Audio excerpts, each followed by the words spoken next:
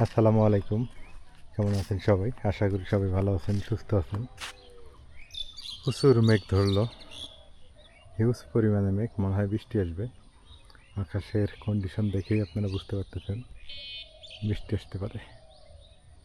ব্যবসা গরমও পড়ছে অবশ্য, বৃষ্টি হওয়ার দরকার। আকাশের চারদিকেই মেঘ, এমন কোনো দিক নাই যে মেঘ নেই, মেঘের ছড়াছড়ি।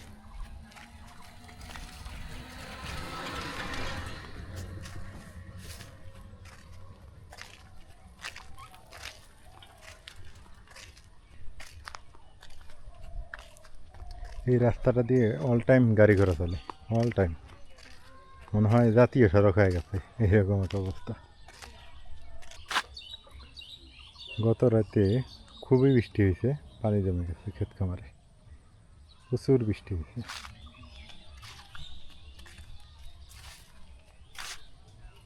আজকে সকালেও বৃষ্টি হয়েছে।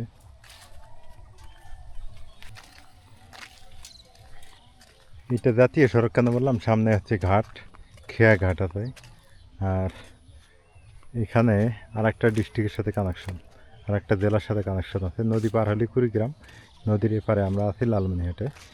এই কুড়িগ্রাম আর লালমনির মধ্যে মেলবন্ধন তৈরি করে দেয় খেয়া ঘাট। এই এই ঘাটের কারণে হচ্ছে এই রাস্তাটার উপর প্রেশারটা বেশি। তবে এখানে ব্রিজ হওয়ার কোনো সম্ভাবনা নেই, নদী বড়, ব্যয় বেশি হবে, কিন্তু সেই তুলনায় যাত্রী কম হবে, যাতায়াত কম। হয়তো 5 থেকে 20 বছর পরে, 50 বছর পরে হলে হতে পারে। রাতের বেলা এই দিক দিয়ে চলাফেরা করা খুব রিস্কি ব্যাপার, এই যে, কারণ ভরা জঙ্গল, ভাটির গাছ, কচুর গাছ, ঝাড় জঙ্গল দিয়ে, কারণ পোকামাকড়ের ভয়। এগুলো কিন্তু বৃষ্টির পানি, এগুলো কোনো সেচের পানি না, ক্ষেত খামারে বৃষ্টির পানি জমে গেছে।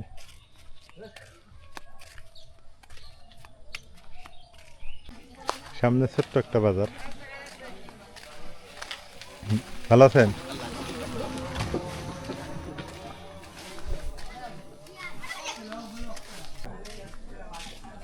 পানি ভরে গেছে, বর্ষাকাল আসতেছে আর কিছুদিন গেলেই, 4-5 দিন গেলে, অথচ আবহাওয়া অধিদপ্তর বলে দিতে অলরেডি বর্ষা শুরু, 4-5 দিনের মধ্যেই বর্ষা শুরু হয়ে যাবে।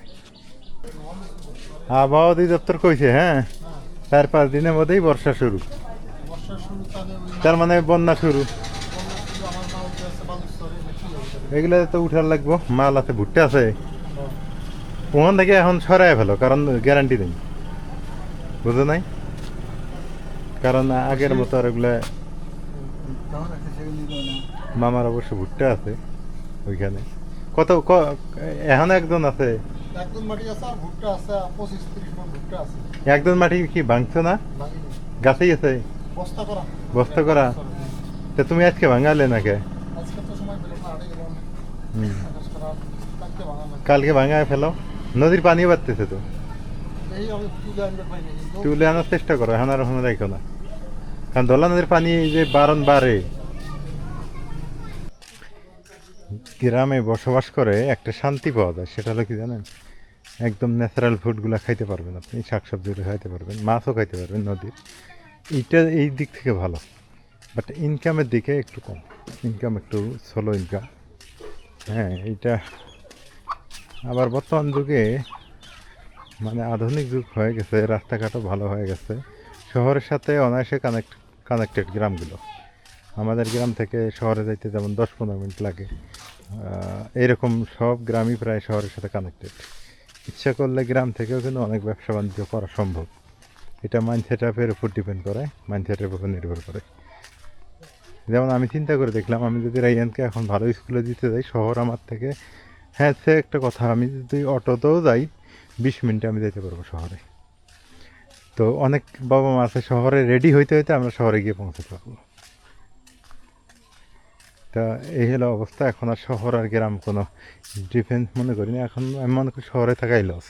কারণ শহরে ভালো ভালো খাবারগুলো মিস হয়ে যাবে, আপনারা ভালো স্বাস্থ্যকর খাবার খাইতে পারবেন না, অযথা রুম ভাড়া দেওয়া লাগবে। হ্যাঁ, তা না বাণিজ্যিক এলাকা যেমন ঢাকা ঢুকে যেখানে চাকরি বাকরি আছে সেখানে থাকাটা স্বাভাবিক, কিন্তু আমাদের মতো এই যে জেলা শহরগুলোতে আমি মনে করি না থাকাই ভালো। অযথা টাকা নষ্ট, অযথা পয়সা নষ্ট। জেলা শহরগুলো যারা থাকেন শহরে, আপনারা একটা এবার হিসেব করে দেখেন, ওই গ্রামে বাবা মার সাথে থাকাই ভালো।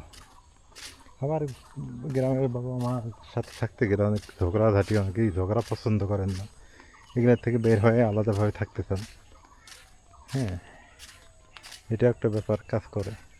তো যাই হোক, আমার মনে হয় এখন গ্রামই ভালো, যদি সবাই মিলেমিশে থাকা যায়, ঝগড়াঝাটি না থাকে। কিন্তু আমার পরিবারে যেমন ঝগড়া হয় না, এরকম ঝগড়া হলে আপনারা শহরেই থাকেন, আলহামদুলিল্লাহ।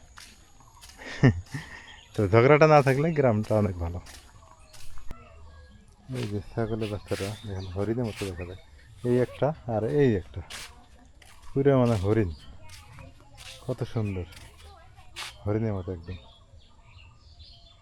গলাটা অনেক সুন্দর দেখা যায়। এটা অবশ্য পাশের বাড়ি।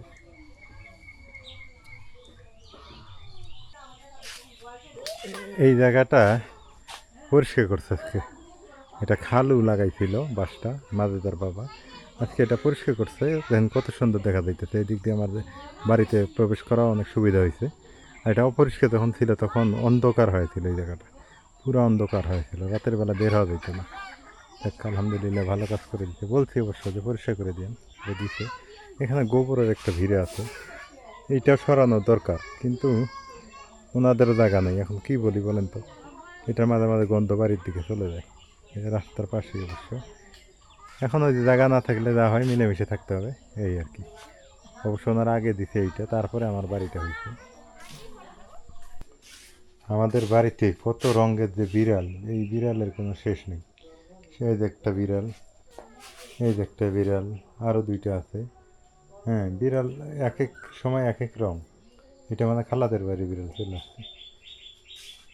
এখানে আম ছিল বেশ কিছু, নাতনি হচ্ছে ওই আম নিয়ে আসে, এটা রাইয়ানের বল।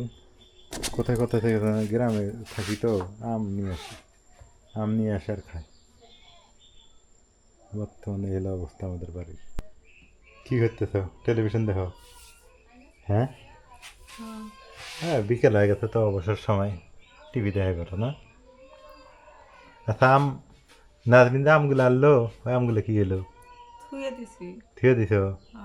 এ হয়েছে কেমন জানা, বর্তমান ফকিরেনির মতো যায়, আম নিয়ে এসে 2টো 4টো 5টো করে আম নিয়ে এসে খায়। রাইয়ানত না, রাইয়ান দেয় কি, দেও দেও, খায় না, হ্যাঁ খায় না, নে আমাকে দেয়। তোমাকে দেয়? হ্যাঁ, তাহলে তো তোমার ভালোই হয়েছে। নাজমিন দা আম কুড়ে, রাইয়ান আম কুড়ে না তোমাকে দেয়। খায় না, আম এই খায় যে না, ওই যে আমাকে এসে দেয়। গেছে, আসতেছে। আজকে কয় জোড়া আম কুড়াইছে হিসাব দেওয়া লাগবে আজকে। এখন পাই নাই, এখন আম করতেছে না, এখন নাই পের গেছি আমরা, তখন কতগুলো পাইছে? হিসাব করি নাই। আমি তখন কাগজ থেকে নিয়েছি। হ্যাঁ, মেলা আম কুড়িয়েছে, আমি দেখলাম তো, আমি রাস্তা থেকে দেখছি। কি এটা নেওয়া যাবে না তো? আমি খেলো, খেলো। আমি সাইডো আম পাচ্ছি। হ্যাঁ, মরিয়ম এই যে এরা খেলা আম খায় খায়, এরাগুলো নষ্ট করতেছে। গ্রামে এই সময় ফের মজা না, আপু আইলে এখন আম কুড়ানোর মজা না। এই দুইটা পাইছে, আমি সাইডো পাচ্ছি। মা তো ভাত খাওয়া বাদ দিয়ে দিচ্ছে আম খাওয়ার জন্য। না না বলে